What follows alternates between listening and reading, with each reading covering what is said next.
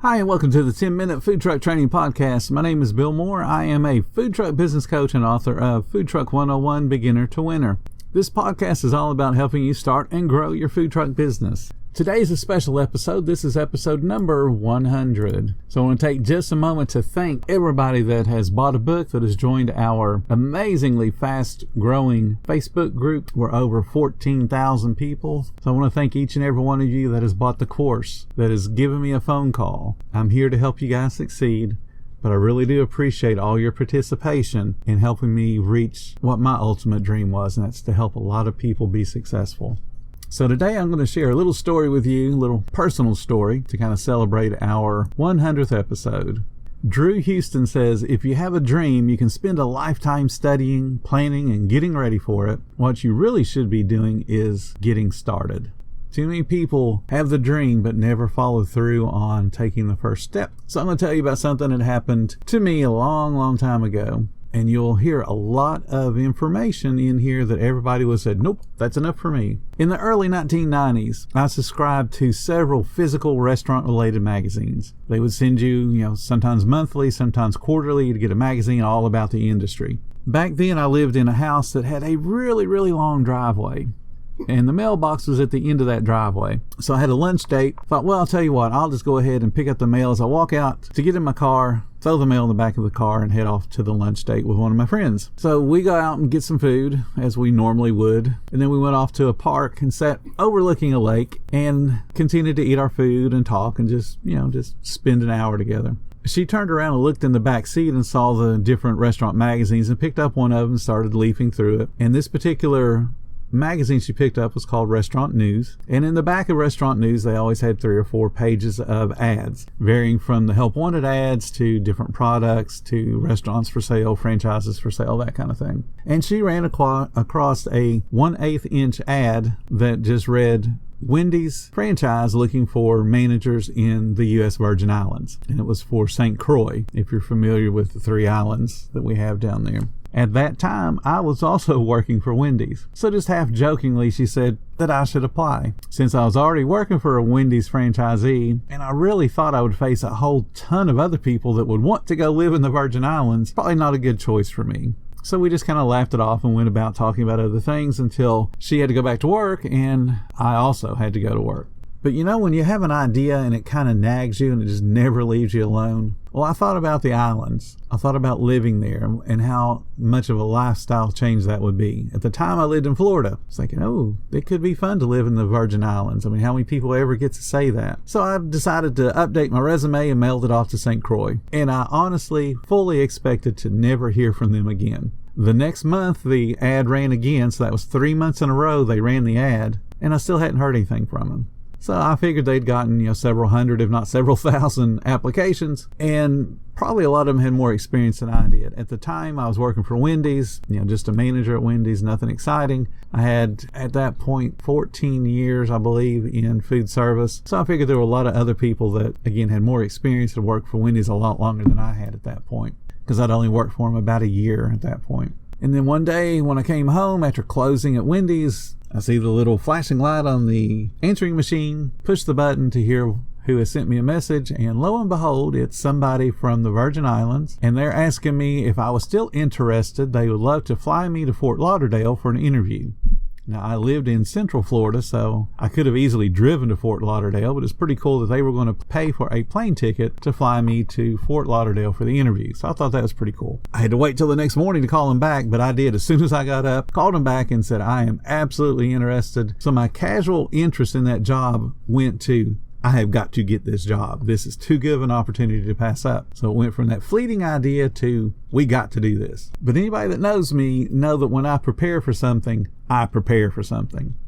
So I talked to everybody I knew at Wendy's. Anybody that might know about that franchisee, about the owners of the franchise, about the area. And I asked them everything I could think of that would help me to tip the scales in my favor. Now you got to consider this interview was my very first real interview for a management job. My first job that I worked for 13 years, I was a crew person when I started, and I worked my way up through that company's rank. So I never had a real management interview. When I came to work for Wendy's, because of my reputation at the other restaurant I worked for, Rax Restaurants, the owner of that Wendy's franchise already knew me. So when he heard that I was available and looking for work, he called me and asked me to come work for him. So I had never done an interview of that kind of magnitude. I'd always just been promoted. So I was quite nervous. So I wanted to make sure I knew as much as I possibly could about what is going to be asked at the interview, what kind of things do I need to know for this particular franchise. And I spent a lot of time preparing. My Wendy's interview for the Wendy's in the Virgin Islands was September 13th, 1991. Now, why do I remember that specific date? Because it was Friday the 13th. And I'm not a superstitious person. I woke up a little bit later than I intended, which is no big deal. I had an electric razor, so I thought, well, I'll just, shave on my way to the interview. So I took a real quick shower, dried my hair, got my clothes together, grabbed a tie, and headed out the door. And again, just figured I would shave on my way to the interview. I lived in Ocala, Florida. I had to drive to Orlando, Florida to get on the plane to fly to Fort Lauderdale. The distance to get to the airport was roughly 90 minutes, give or take. So again, as I said, I've never been superstitious. I get in my car, drive away from my house, start heading into town, and my car broke down. And now I'm looking at the clock going, I don't have enough time to mess with this. And that was the first time I started thinking about, today is Friday the 13th. Now remember, 1991 was long before cell phones. So I had to walk to find a payphone and then call all of my friends that I could remember their phone numbers of until I found one that was off and had enough time to drive me that 90-minute trip to the airport. I found one friend. She agreed. After she picked me up, we stopped at a convenience store because my disposable razor, or my electric razor rather, didn't have a charge. So my car breaks down. I'm depending upon this electric razor that doesn't have a charge. So we stop at a convenience store to buy me a disposable razor so I can just shave on the drive. And amazingly, Friday the 13th struck her car. After I go into the convenience store and we come back out, she got herself a soda or something, starts the car, and it will not start. And her car was relatively new. But the good thing was, being at a convenience store, we were near a payphone, so she called all of her friends and finally found one that would allow her to borrow his car. So we had to wait on him to come, got in his car, and he said he would work on hers while she drove me to Orlando.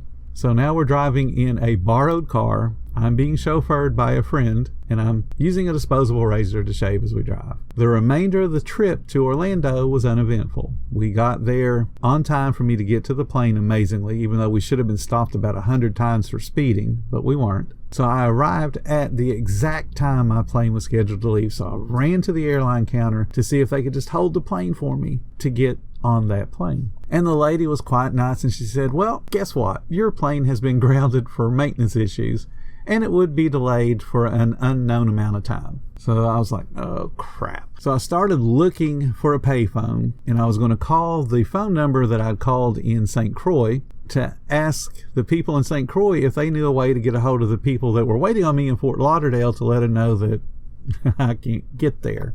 So as I'm looking around the airport and I'm getting ready to ask the ticket agent where the nearest payphone is, and she had just been typing away on her computer, I figured she was just doing her job and was waiting for me to get out of the way. She looked up at me and said, well, we do have another flight. It's going to be departing really, really soon, and it's going to land almost at the same time as my interview. There was about a 15-minute or so window that I'll be able to get from the airport in Fort Lauderdale to wherever my interview is being held, but I didn't know the exact address. I knew the exact address, but I didn't know the distance from the airport to the hotel. So I took the new ticket and just ran through the airport like O.J. Simpson, jumping over everything to get onto the plane. Plane takes off, no problems. Of course, I was freaking out the whole flight because my mind's going Friday the 13th, and you've had all these indicators that you shouldn't get on this flight. You shouldn't be going to Orlando or going to Fort Lauderdale. So we land safely, and I start to hail a taxi. I have never, ever ridden in a taxi at that point.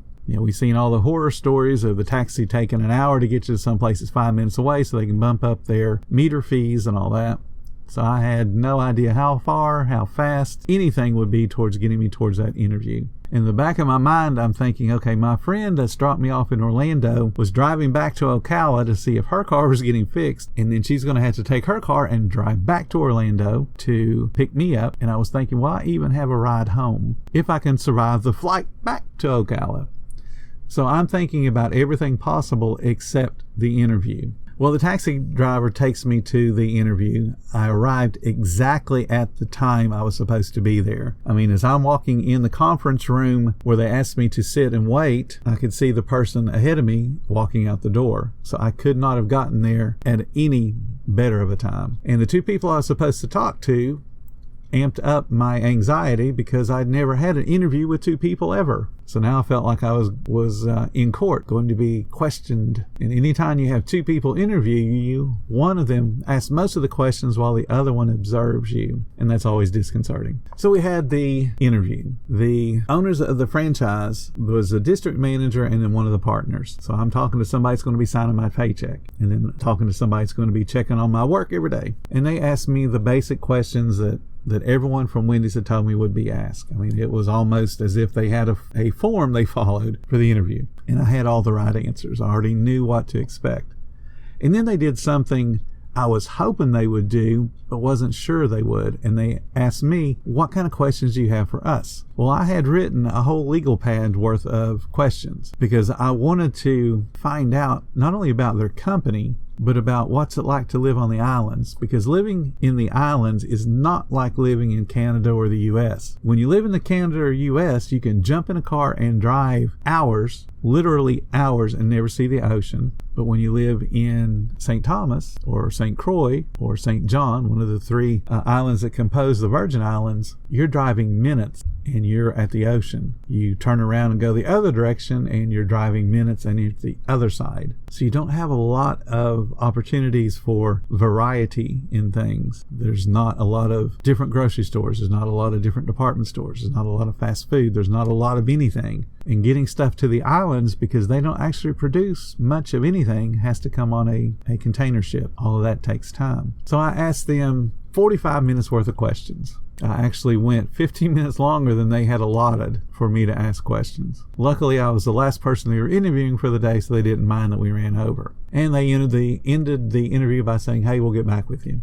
Well, exactly 2 weeks later, I got a phone call, and it was them offering me a job. Now, I'd already set in my mind how much money I wanted to be able to go to St. Thomas. And the job that I applied for was an assistant manager.